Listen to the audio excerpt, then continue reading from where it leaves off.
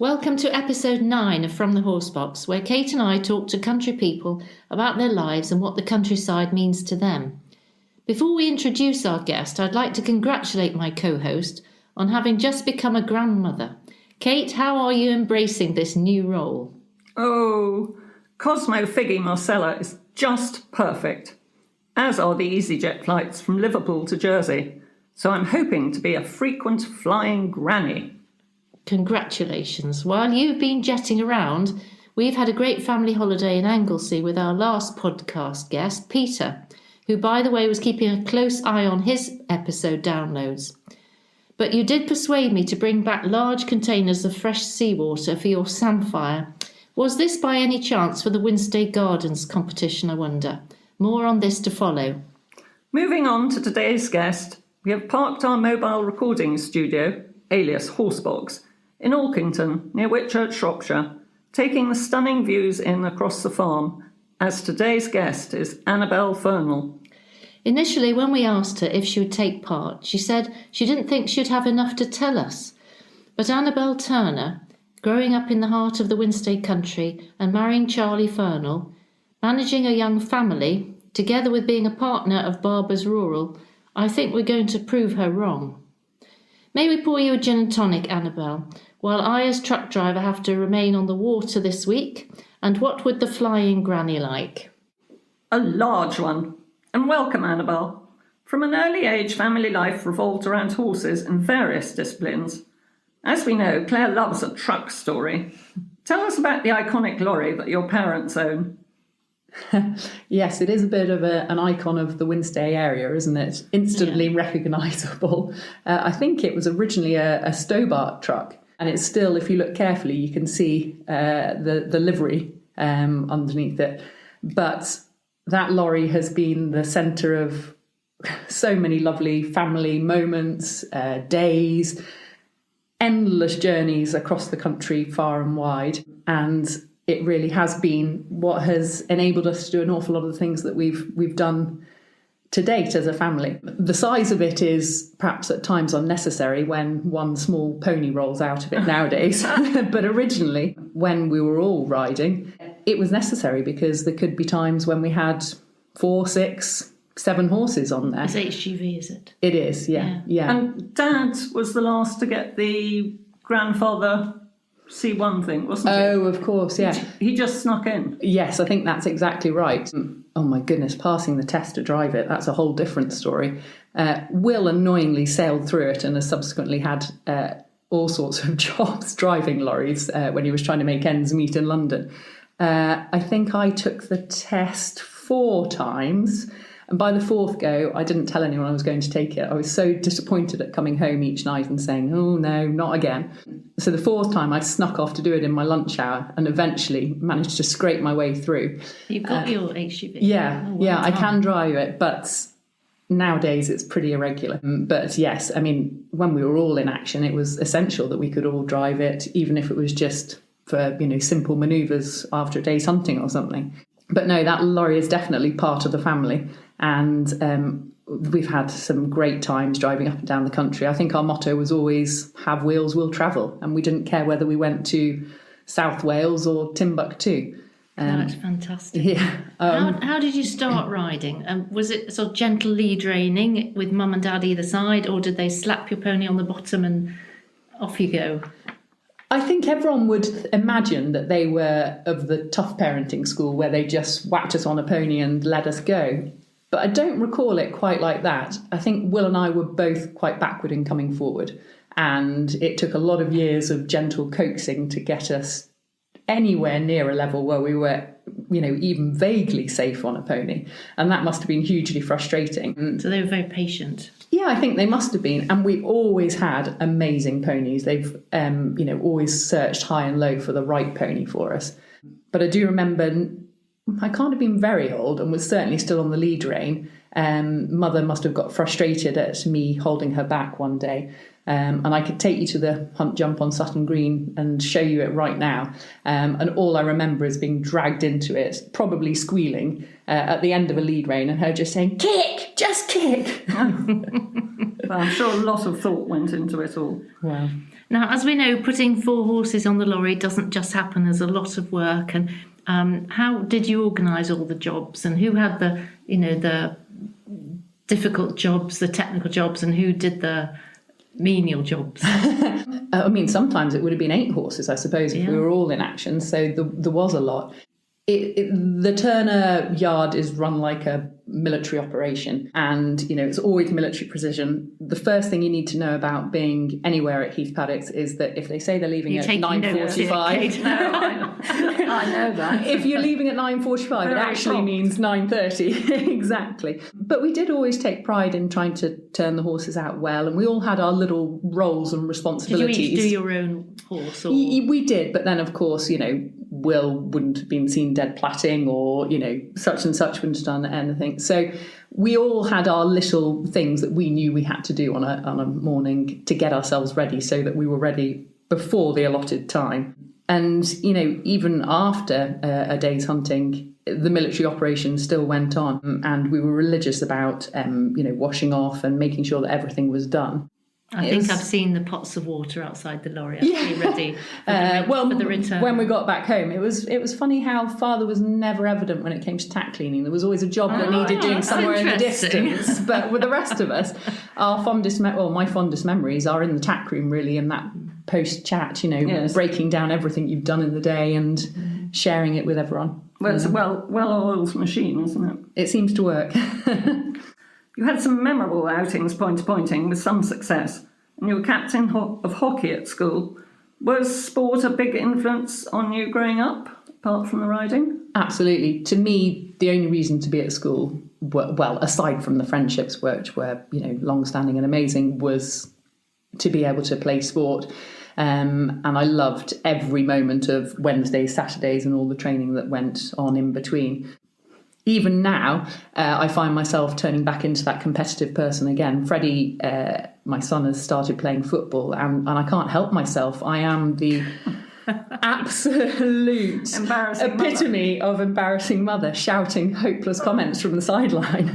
It is very exciting. I remember the sports teams. It's a very exciting time watching them play. Yeah, exactly. So horses you did everything as a family, but were there any other interests that you would, besides the horses? Was there anything I have else? to say that they did take up a lot of time by Yes. choice rather than by being forced to do it. We've always loved anything we could do together in the countryside. We spent a lot of time walking, and in latter years that culminated in us enjoying fantastic holidays to Scotland, stalking, and enjoying that as a slightly different sporting activity that we could all participate in. You're very much an outdoor family, aren't you? Yeah, I think we thrive on the exhaustion that comes with some kind of physical exercise and the challenge, and then enjoy the kind of recuperation that comes after that, whether that's with a drink or a good meal afterwards. And do you take your children to Scotland now, or are they a bit too young? A bit too young, I think probably. They're very good walkers, though, I have to say. And during lockdown, when there was very little that I could think of to entertain us, we set off on many very happy walks and covered quite a distance around home, just as a way of getting out and seeing something without breaking every rule there was to be broken. So you left Queen Margaret's York with 4 A-levels, Spanish, very useful in Shropshire, classics, history and politics. Tell us about your first jobs after that. When I left school, I wasn't entirely certain what I wanted to do and couldn't really see a chosen career path. So I opted for the cautious route of coming home whilst I considered it. I wasn't sort of pushed to go to university, and I thought by coming home I might just get a bit of clarity and see what I would like to do. That turned into a rather spoiling gap year or two maybe of hunting 3 days a week, cookery school, followed by a season working on boats in the Caribbean, and then a winter season in Val d'Isere doing a ski season. It was only after I'd got all of that out of my system that I could say I went to a proper job, which in the first instance was totally different to where I am now. I sort of went down the catering route, really, and did a lot of dinner parties, shooting lunches, those kind of things. Where did you train local for people. that? At a cookery school in Somerset. Yeah. And then I went, for some bizarre reason, down the restaurant management route and had a brief foray into Liverpool, working in a restaurant up there. I soon realised the error of my ways when I was driving home from work one night at, 2:00 in the morning, I suppose. And I rang friends who were, rolling out of a bar themselves, having had a really good night out. And I was driving home, having had a tough day at work. So that didn't last long. So you then headed to London? Well, one of my temping jobs was at Westminster Choir School, which was, I think, for a sort of 6-8 week period. And I was cooking there. And that is really the only time I've lived in London for any length of time or for any great period. And I have to be honest, it wasn't particularly for me. I enjoyed the cut and thrust and the hustle and bustle. So you did say that you couldn't live in London for very long. Can you explain how you feel about living in the countryside? To me, the countryside is home. I feel at my most comfortable and relaxed when I have fresh air and freedom. I haven't lived long in the city, but my brief forays there, I think the excitement is short-lived for me, and I'm always keen to get home. And we'll all agree with you on that one. And you choosing to bring up your children in the countryside is important to you as well? Absolutely. I think I can't see that I would want them to live any other life than the one that I've lived and enjoyed. They are, I think, probably borderline feral. And to a certain degree, we're probably encouraging that. But at the weekends, they spend their time in the woods, building dens, getting filthy dirty. The boys go one direction, to the woods and do what they do, and the girls play with ponies and enjoy that kind of outside life. And I wouldn't want it any other way. I'm trying to recreate the same sense of freedom that we had, which, if I'm honest, is probably, I would think, unusual in amongst a lot of our friends who aren't able to allow their children that kind of freedom. If they live in a city, they've got to have an eye on them the whole time. And I think they probably look at us and think that we're very relaxed. But in this part of the country, I think we can afford to be. We have it, I think, or it is as safe as it can possibly be. Yes, and you're just allowing them to be children while they can, basically. Trying to, yeah, absolutely. That's the most precious thing you can give them, is a bit of freedom. Mm-hmm. Well, hopefully they won't rebel quite so much when they get older, but time will tell. So you were 19 when you hooked up with Charlie. You've come a long way, really. Priest Heath to Alkington must be all of 3 miles as the crow flies. Yes, that's very true. In my defence, I didn't meet him until I was 19. Having been away at school and him being at school locally, our paths never crossed. I knew John and Elaine, his parents, obviously, but by the time I took to hunting, Charlie's brief foray into that avenue had been and gone. And with him being a few years older, we didn't really cross paths socially locally. But you shared the common interest in all things to do with the countryside. Charlie loves the shooting and all country sports as well as his brother. And they do organise a family shoot. Yeah, we're very lucky that we've still have the farm and live, very much centrally to that. Charlie and Richard still farm it as a sort of sideline to their everyday work. And they really enjoy having a very small, low-key farm shoot. Charlie is almost obsessive in his keepering. The children, I tease him that he must name the birds individually because he spends hours on end out there feeding, and goodness me, I don't know what he's up to. So how does he loves it. Fit in with conservation in on the farm and the habitat and everything? Well, we try very hard. I mean, obviously, well, perhaps not obviously, but there are a lot of advantages and environmental schemes and things available to farmers now to encourage them to be as conservationally minded as they can be, planting buffer strips and all sorts of things like that. And we certainly take advantage of that, which in turn helps the shooting. You can get grants for cover crop and those sorts of things.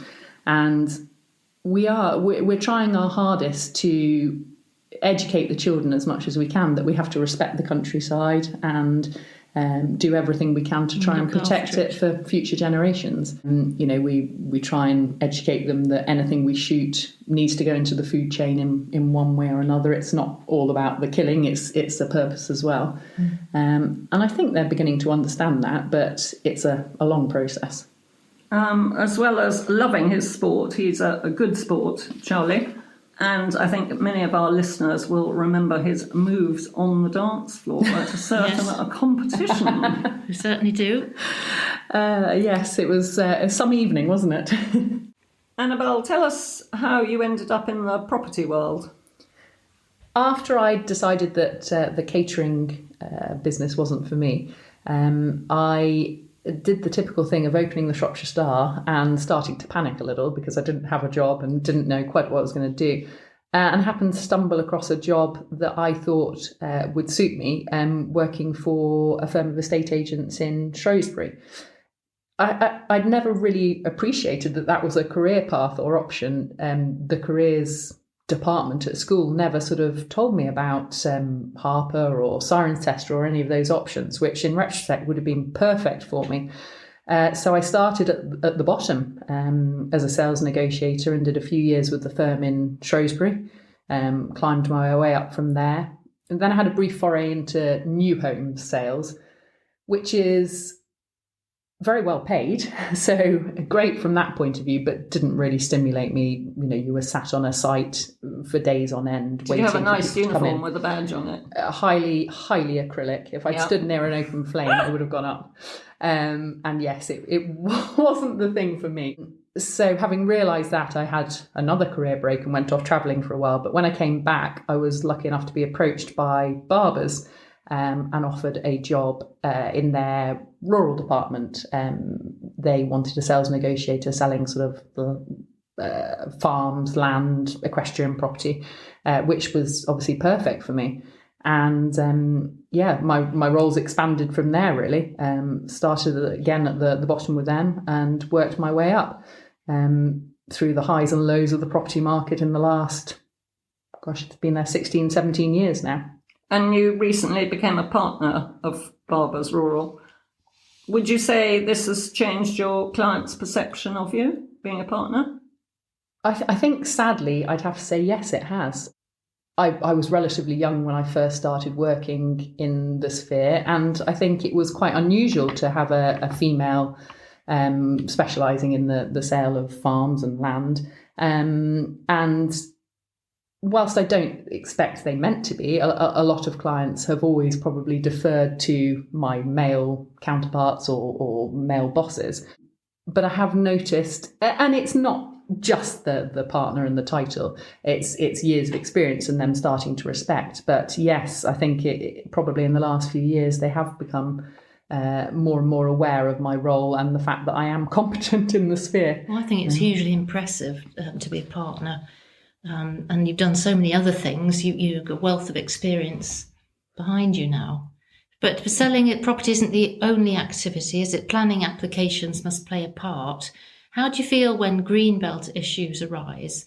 Because, we all know as more people want to live in the country, the pressure on housing, what sort of houses and where do you think they should be built? Well, firstly, I'm really torn. I'm very traditional and I like to see the countryside stay as the countryside. It makes me twitch a little bit when I see, open farmland suddenly being developed. And I think that often the planning rules are a little bit ridiculous and some of the sites that are given the go-ahead are unnecessary or incorrectly positioned. There were better places for them. That said, I have to say it is a huge buzz when you identify a site for a client and are able to say to them, look, I think we should consider this for development. And, it's obviously very, very profitable for both us and a client if we can pull off a substantial site. So There's pros and cons, but deep down, I'm a traditionalist, and I would love to see, farmland stay as it's intended, barns stay at their intended use. And I much prefer to sell a farm as a whole and see it stay as a farm in its intended use. Often, the most profitable way to sell a farm is to split it up into smaller lots, and perhaps even separate out traditional farm buildings from the farmhouse to then give development opportunity.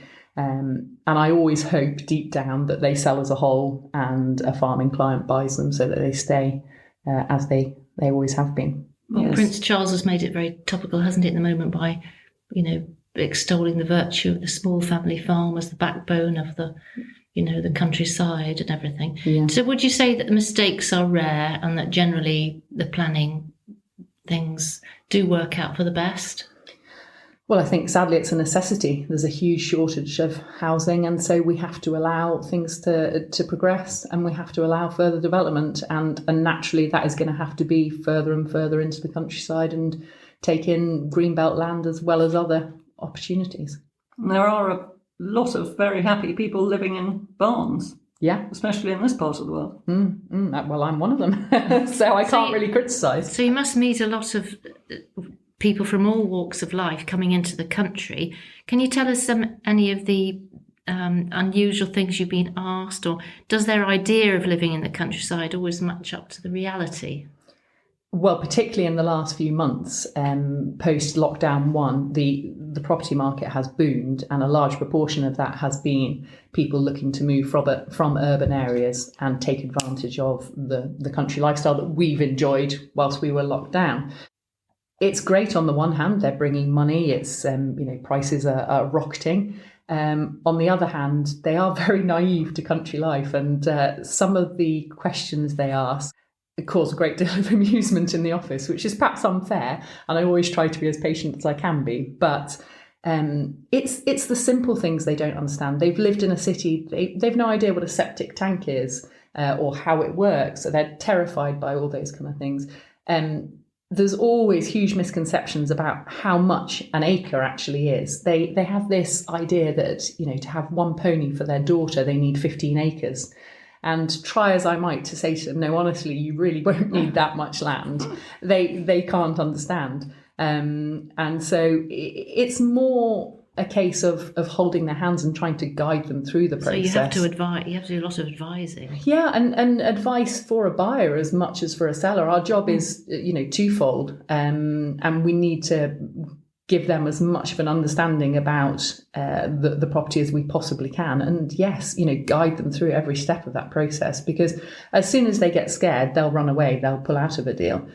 So just trying to keep their understanding at as high a level as you possibly can, and yes, ultimately encourage them to hand over their money and embrace the country life. There's going to be a great deal of tolerance needed, isn't there, with all this happening, even more so than that we get at the present time, of tolerance of each other's way of life. Yeah, absolutely. There are an awful lot of people now living around here who have no understanding of country life at all, and their frustrations are, things that to us who've grown up with it are entirely normal. That at this time of year we'll get stuck behind trailers full of silage, or in October time it's likely the road will be muddy because of the maize harvest. Things that we just know and understand and are totally new to all these people. So it's trying to help them to understand it and be sympathetic to it. And also going back to the 15 acres, I mean, it's hard work too, isn't it? Absolutely. I mean, no one in their right mind wants that kind of acreage unless they've got a very specific need for it. And really for their grandchild's pony, they need nothing more than a postage stamp. Well, they might have a very fat pony. Yes, exactly. So after a busy day in the office, it's home to Hattie and Freddie. Ponies or gardening or both, with a large gin, preferably. Well, if I'm honest, the working day, doesn't leave much time for enjoyment afterwards.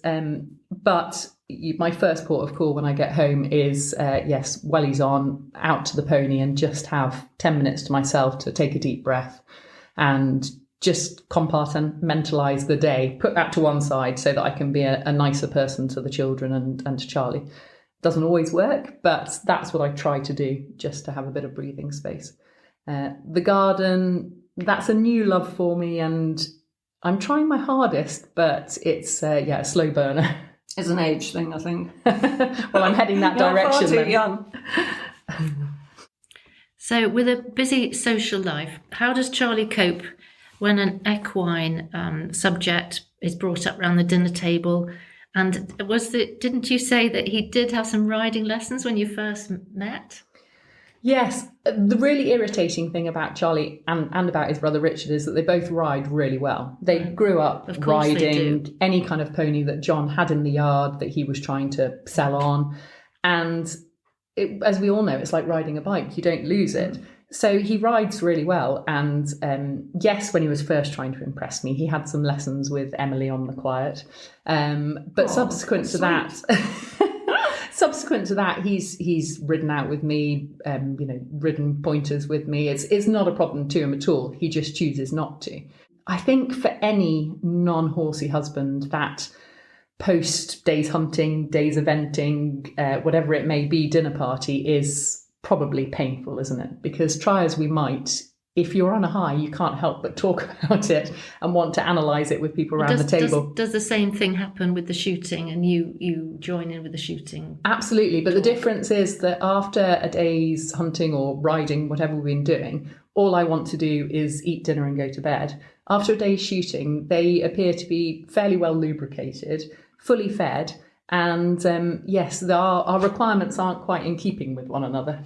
But he's very patient about the horsey chat and joins in as much as he possibly can. He knows everybody, doesn't he, that you're It's talking Very, about? very supportive. And he loves the friendships that we have, that, from that kind of sphere. They're second to none, and our bestest friends are all very much involved. And that's why he's happy to get involved in Strictly or whatever it may be to support and see those friends. Hugely talented. Now, many of our listeners will know your parents and what amazing grandparents they are. When things get a bit too hectic, it must be a great support having them so close. I am very lucky.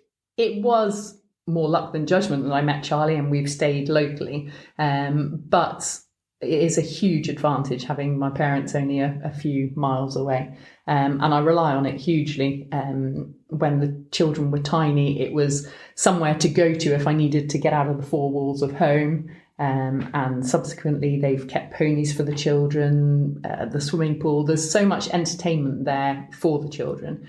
But that doesn't always involve me. They're very good at having them by themselves for weekends if we're away, or historically they've had them one day a week and looked after them whilst I've been at work.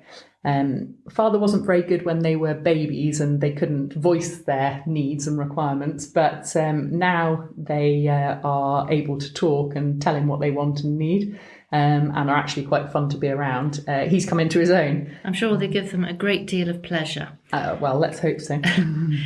Now we get to the quick fire questions. Kate, would you like to start? Jeans or jewellery? Jeans, definitely. Which property sells the fastest? A dilapidated set of farm buildings or a modern new build? Do you really want quickfire? Yes. I would rather sell a set of farm buildings, but a new build in the current market would sell far better. What is the Turner after hunting supper favourite? Anything that's quick, easy, and can be dished up in a few minutes. Macaroni and cheese or a takeaway? Yum. Luxury soap or saddle soap? Saddle soap. Climb a mountain or jump out of a plane? Climb a mountain, but I have jumped out of planes. Do you have any special party tricks? Oh, gosh. I used to think I was good at juggling, but I'm not sure that's the case anymore. What is the most boring thing ever? Oh, someone full of their own self-importance. Texting or talking? Text. Nickname your parents used to call you? Annabella Boogle, which was shortened to Boogs. Even now, if they call me Annabelle, I think I'm in trouble. Last song you downloaded? I'm a radio listener. So, Annabel, it's been amazing hearing your story. We'd like to finish with either a joke or a quote. I hope you're ready for this one. Okay. Well, I've got a joke for you. Oh, goody. This one comes courtesy of Freddie, and he first recited it when he was about 3. And he'd been taught it very helpfully by a certain Patrick Anson.